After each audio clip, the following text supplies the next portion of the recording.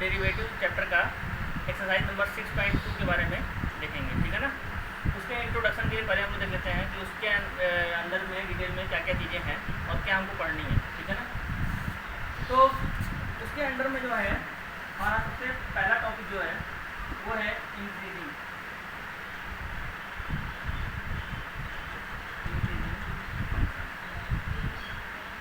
ठीक है ना।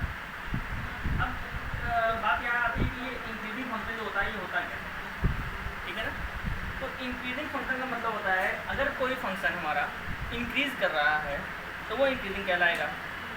लेकिन अब ये तो बात हो गई कहने वाली, इसको हम लोग मैथमेटिकली कैसे प्रूव कर सकते हैं कि फंक्शन हमारा इंक्रीजिंग हो रहा है। तो इसके लिए अगर हम लोग कोई फंक्शन ले लें, लेट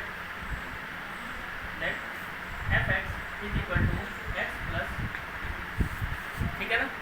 और एक दूसरा फंक्शन और ले लेते हैं F X is equal to minus X plus 3, ठीक है। 3 2 कुछ भी ले सकते हैं, खाली एक्स भी ले सकते हैं, तो उसमें ऐसा कुछ नहीं है कि हमने जो लिया आप भी वही लेंगे, ठीक है।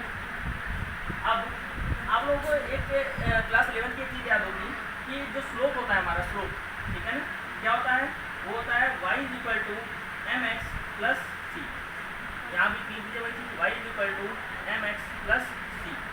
तो एम एक्स प्लस सी होने से आपको यहाँ पर दिख रहा है कि स्लोप हमारा m क्या होता है, हमारा स्लोप होता है, ठीक है ना। m हमारा स्लोप होता है, तो m स्लोप होने के कारण यहाँ से m की वैल्यू होगी m इज इक्वल टू हो जाएगा आपका 1, ठीक है ना। एंड यहाँ पे देखेंगे तो m इज इक्वल टू हो जाएगा -1, ठीक है ना। चलो कुछ कर दो इक्वल टू -1। अब क्या होता है, ये देखिए ये 3 क्या होता है, इंटरसेप्ट। ये 3 क्या है हमारा, इंटरसेप्ट। अगर हम इसको ग्राफ पे ड्रॉ करें और इसको भी ग्राफ पे ड्रॉ करें, ठीक है, 1 2 3, ठीक है, यहाँ भी 1 2 3। अब देखिए ये स्लोप 1 है, 1 का मतलब पॉजिटिव, और आपको पता है कि अगर m इतना m1 है तो इसका मतलब tan थीटा हमारा कितना है, 1 है, तो थीटा की वैल्यू क्या मिल जाएगी, पाई/4 45 डिग्री, ठीक है ना। तो स्लोप इंटरसेप्ट कितना है हमारा 3, तो 3 से 45 डिग्री का कोई एंगल बनाते हुए लाइन आप यहाँ से ऐसे करके ड्रॉ कर दीजिए, ठीक है ना। क्यों, क्योंकि हमारा स्लोप इंटरसेप्ट कितना है यहाँ पर है 3। अगर यहाँ पर 3 नहीं होता तो हम लोग 0 से आते, 1 से आते, 2 से, जो भी लिखा होता है यहाँ पर वहीं से हम लोग इस एंगल को, इस लाइन को ले जाते हैं।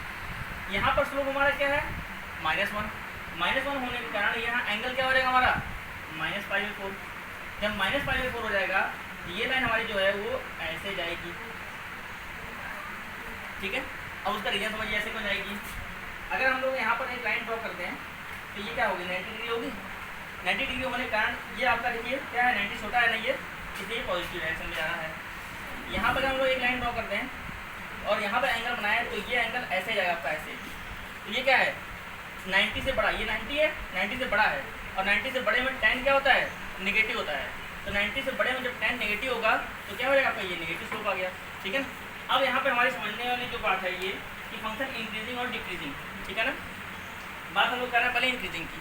तो इंक्रीजिंग फंक्शन वो होता है जो हमेशा इंक्रीज करे, ठीक है ना, जो इंक्रीज करे।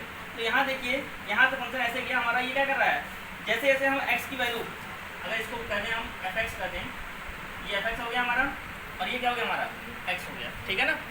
जैसे जैसे x को बढ़ाते जा रहे हैं हम लोग, यहाँ पे आए, फिर यहाँ आए, फिर यहाँ आए, ये देख रहे हैं, वैसे वैसे f(x) क्या हो जा रहा है, बढ़ता जा रहा है, इंक्रीज करता जा रहा है। जैसे जैसे x को इंक्रीज कर रहे हैं f(x) भी इंक्रीज हो रहा है।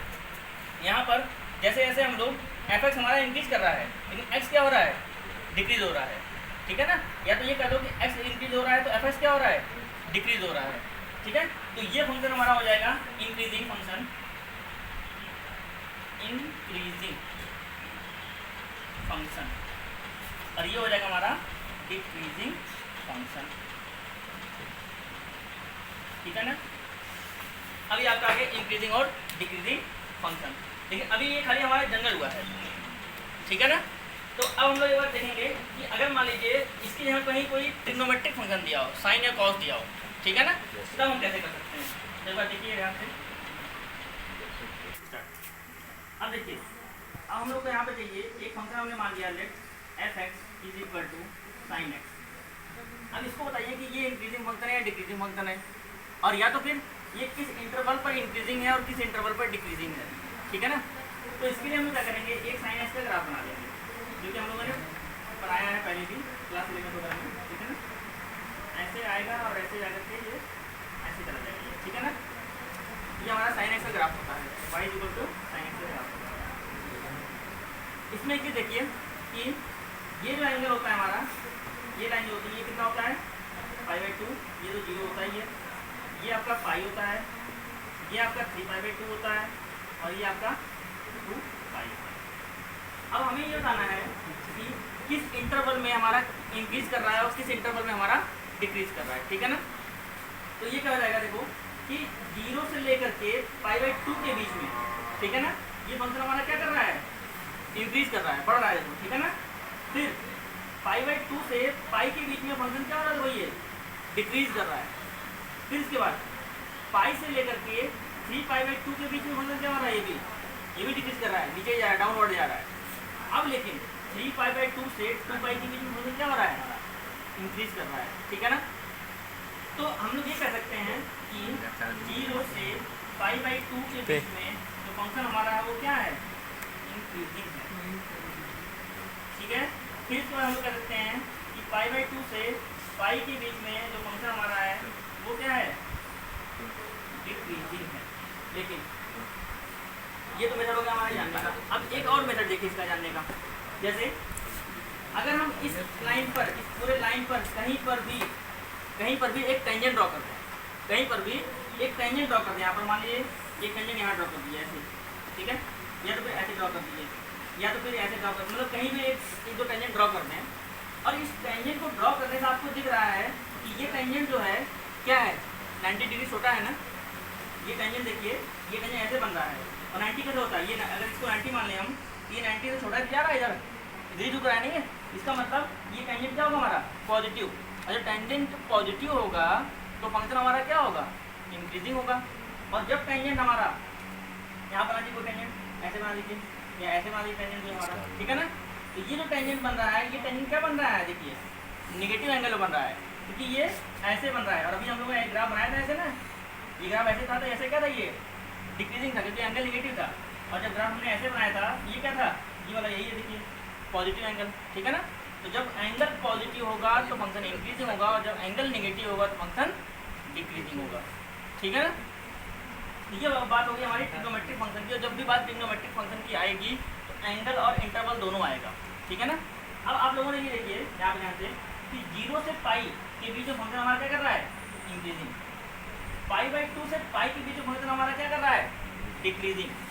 अब बात ये आती है, कोई हमसे क्वेश्चन पूछ देगा कि सर 0 से पाई के बीच में फंक्शन क्या हो रहा है। हमने बात किया 0 से π/2 का और π/2 से पाई का, लिख दिया इंक्रीजिंग और डिक्रीजिंग। लेकिन अब एक क्वेश्चन ये पुटअप होता है ना कि 0 से पाई के बीच में क्या हो रहा है। तो 0 से पाई के बीच में जो फंक्शन हमारा है वो नाइदर इंक्रीजिंग नॉर डिक्रीजिंग, ना तो इंक्रीज कर रहा है और ना तो डिक्रीज कर रहा है। क्यों, क्योंकि यहाँ से यहाँ तक तो इंक्रीज कर गया और यहाँ से यहाँ तक डिक्रीज कर गया, तो कुल मिला के बात तो बराबर हो गई ना। उतना ही इतना यहाँ तक इंक्रीज कर गया, यहाँ तक डिक्रीज कर गया, तो बात तो इक्वल हो गई कि ना तो इंक्रीज कर रहा है ना तो डिक्रीज कर रहा है पूरा, ठीक है ना। तो ये फंक्शन हमारा हो गया साइन एक्स का, ठीक है। एक बार वीडियो को पुश करके इसको नोट कर लीजिए आप लोग। अब हम लोग को यहाँ पर ये जो ग्राफ दिख रहा है, इस ग्राफ से हम लोग बताएंगे कि कौन सा फंक्शन इंक्रीजिंग है और कौन सा फंक्शन स्ट्रिक्टली इंक्रीजिंग है। अब यहाँ पे 4 बातें आ जाएंगी कि increasing strictly increasing, decreasing strictly decreasing, ठीक है। स्ट्रिक्टली वर्ड जो आपका है वो वर्ड क्या होता है, स्ट्रिक्टली मतलब होता है कि कर ही रहा है, कंफर्म एकदम है, ठीक है ना। और खाली हम कहते हैं नॉर्मली इंक्रीजिंग, तो हो सकता है इंक्रीज कर भी रहा हो ना भी कर रहा हो, ठीक है ना। और स्ट्रिक्टली का मतलब क्या होता है कि वो इंक्रीजिंग स्ट्रिक्टली कर ही रहा है, ठीक है, वो डिक्रीज कभी करेगा ही नहीं। तो अब देखिए इस ग्राफ में हम लोग देखेंगे कि फंक्शन हमारा यहाँ से यहाँ तक गया इंक्रीज करते हुए, यहाँ से यहाँ तक फंक्शन हमारा न तो इंक्रीज किया और डिक्रीज किया है, क्या हो गया फंक्शन यहाँ पर कांस्टेंट, और यहाँ से जाकर के फिर फंक्शन हमारा इंक्रीज कर गया, ठीक है ना। तो ऐसी कंडीशन में देखिए जब कांस्टेंट टर्म होता है तो यहाँ पे हम लोग ये कर सकते हैं कि F dash X is greater then और इक्वल टू 0, ठीक है ना। F dash X is greater then और इक्वल टू 0, इसका मतलब ये होता है कि फंक्शन जो हमारा है वो 0 के इक्वल भी हो रहा है और 0 से बड़ा भी है। अभी मैंने बताया था ना कि स्लोप अगर हमारा पॉजिटिव रहेगा तो फंक्शन क्या करेगा, इंक्रीज करेगा। तो वही चीज़ यहाँ पर है कि अगर एफ डैश एक्स हमारा क्या यहाँ पर है, स्लोप है ये, ठीक है ना। यहाँ पे लिख दीजिए ये क्या है हमारा स्लोप ऑफ फंक्शन, फंक्शन का क्या है ये स्लोप। तो एफ डैश एक्स की वैल्यू अगर 0 से बड़ी है या 0 के बराबर है तो वो फंक्शन हमारा क्या होगा, इंक्रीजिंग, ठीक है ना। अब यहाँ पर देखिए यहाँ पर फंक्शन कहीं भी रुकता हुआ नहीं दिख रहा है। एक बार अगर स्टार्ट हुआ है ये कंटिन्यू इंक्रीज ही करता गया है, नहीं रुका नहीं है ये, ठीक है। रुका नहीं इसका मतलब कि इक्वल टू 0 नहीं हुआ ये, ठीक है ना। जब इक्वल टू 0 नहीं हुआ तो ये क्या हो जाएगा, F dash X is greater than 0, और जब ग्रेटर देन 0 होगा तो फंक्शन इज स्ट्रिक्टली इंक्रीजिंग हो जाएगा, ठीक है ना। जब ओनली ग्रेटर देन 0 रहेगा, इक्वल टू नहीं रहेगा, फंक्शन क्या हो जाएगा, स्ट्रिक्टली इंक्रीजिंग। और जब इक्वल टू 0 हो जाएगा तो इंक्रीजिंग हो जाएगा। सेम कंडीशन यहाँ पे आ जाएगी, ये क्या हो जाएगा, F dash X is less than और इक्वल टू 0, ये क्या हो जाएगा, डिक्रीजिंग। और यहाँ पर आ जाएगा F dash X is less than 0, ये हो जाएगा स्ट्रिक्टली डिक्रीजिंग, ठीक है ना, स्ट्रिक्टली डिक्रीजिंग। तो स्ट्रिक्टली वर्ड का मतलब आप लोग समझ आया। स्ट्रिक्टली का मतलब हमेशा याद रखिएगा कि जहाँ पे इक्वल टू नहीं रहेगा, ग्रेटर देन और लेस देन, और इंक्रीजिंग और डिक्रीजिंग रहेगा तो वहाँ पे इक्वल टू रहेगा, लेस देन और इक्वल टू, और ग्रेटर देन और इक्वल टू, ठीक है ना। तो एक बार वीडियो को पुश करके और इसको नोट कर लीजिए। तो हम लोग एग्जाम्पल पे चलते हैं। देखिए अब हम लोग देखते हैं एग्जाम्पल, ठीक है ना। एग्जाम्पल से हम लोग को ये क्लियर हो जाएगा कि जो हम लोगों ने पढ़ा है उसके बारे में, उसको हम लोग एग्जाम्पल पे कैसे पुटअप करते हैं। तो पहले एग्जाम्पल को ले लेते हैं, F X is equal to X square minus 4x plus 3, ठीक है ना। इस क्वेश्चन से हम लोग को निकालना है इंटरवल, ठीक है ना। किस इंटरवल पे फंक्शन हमारा इंक्रीज कर रहा है और किस इंटरवल पे फंक्शन हमारा डिक्रीज कर रहा है। तो देखते हैं, सबसे पहला काम जो हमारा होता है स्टेप नंबर 1, स्टेप 1 ये हमारा होता है कि एफ एक्स को डिफरेंशिएट कर लीजिए, ठीक है ना। क्या करेंगे हम लोग, डिफरेंशिएट एफ एक्स, ठीक है। जब हम लोग एफ एक्स को डिफरेंशिएट करेंगे तो ये क्या हो जाएगा, एफ डैश एक्स हो जाएगा, सबको क्लियर है एकदम, ठीक है। एक्स स्क्वायर क्या हो जाएगा 2x और 4x क्या हो जाएगा 4 और 3 का 0 हो जाएगा, ठीक है। अब जो स्टेप नंबर 2 होता है, स्टेप नंबर जो 2 होता है आपका वो ये होता है कि put F dash X is equal to 0, F dash X को 0 इक्वल पुट कर दीजिए।